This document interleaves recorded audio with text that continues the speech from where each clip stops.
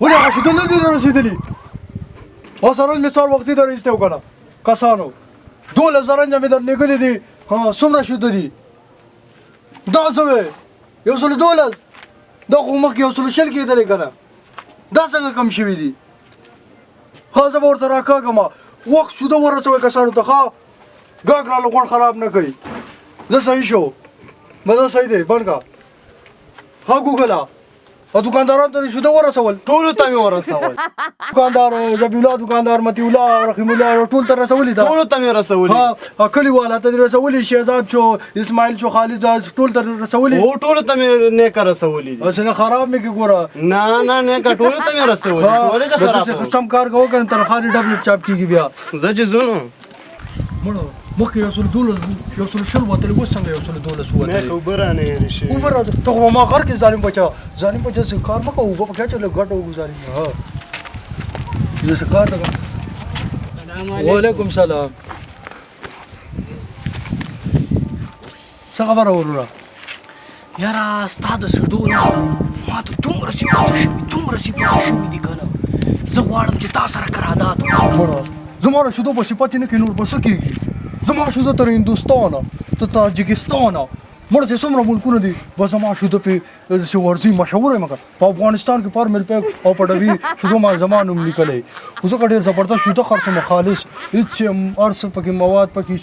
پوره رسیږي شیدو داسې شیده به راکړې داسې شیده چې د هډوکو مې تاو راتاو سي زه د غواګانو شیدو خرڅوم او د ګډو سره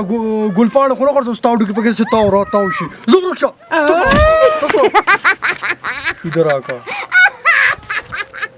اوبه مې پکې نه وي اچولې او خالص شوده و ما د چا ویل چې ته زرنج ته کښېنه زرنج هم چپه شو شودم ټول توی شو پکینګ ته څه جواب ورکوم دا سرچ کې مې خامخا که مشکل دی خو زه ماته اندازه لګېږي چې یو کس خامخا را روان دی نیکه یو کس را روان دی نیکه خامخا کوم یو مشکل دی ښه درته راخوشی دی دا یو کس نه دی خدای دې ووایه زموږ د شیدو ټیکهدار دی لکه دا دې ځان نه څه جوړ کړي دي د خدای نیکبخته سم د ځنګل بیزو ښکاري ته راشه کښېنه در باندې څه شوي دي د خدای نیکبخته سر دې نه ده سمه پخاله دې را روانه کړې ده یاره نیکه شوده مې را روان کړي وو په لاره کې ما ته چا ویل چې ته زرنج ته کښېنه زرنج رانه چپه شو چپه شو او څه دې ته وکړو شیدو خو به دې نه چپه کړي زه شوده هم چپه شو دا څه شیدې چپه کړي دي د خدای نیکبخته تاوان یې راوارته یو خو مې پکې اوبه نه واچولې بلې کیک صاحب ته دومره غټه ستونزه راوګټه تر دې غوښتل ټیکونه ټیکهدار صاحب نو تا ته چا ته زره چکېږه کله دې سایکل چلولې په عمر کې تر دې غوښتل دا والا نیکه یو خوښه دی نه چې څو بوکسه زم ووه وای مړ دې کړه بس کړه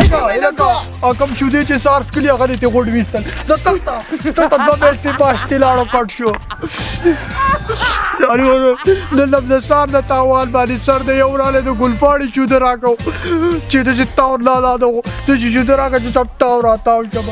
دا خو څه ګلپاڼه نه ده چې شوده درکړم چې تاو راتاو شي